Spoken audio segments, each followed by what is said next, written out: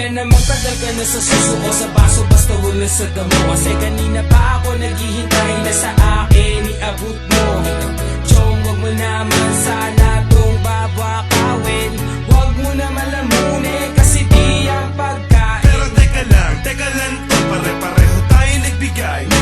Papasa ko rin to, ba't di ka maghintay? Kaya teka lang, hititin ko muna to hanggang sama mo lang mga mata ko. Parang gusto kong wag nang ibuga to. Kung ibuga, hititin mo pa kaya mahanay. Pagtapos mo sa money, papasa sa mo ipapaya. Ako na ang bahala, makawag kang baya. Sa akin mo yan ipasa. Sindihan mo, sabay hit-hitin mo. Basta huwag kalimutan na ipasa mo to.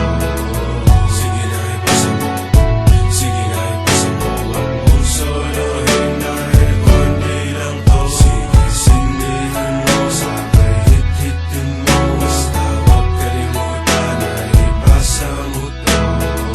Sige na ipasa mo, sige na ipasa mo. Huwag mong solohin dahil konti lang to. Napakatagal naman ng plan sa iyong kamay.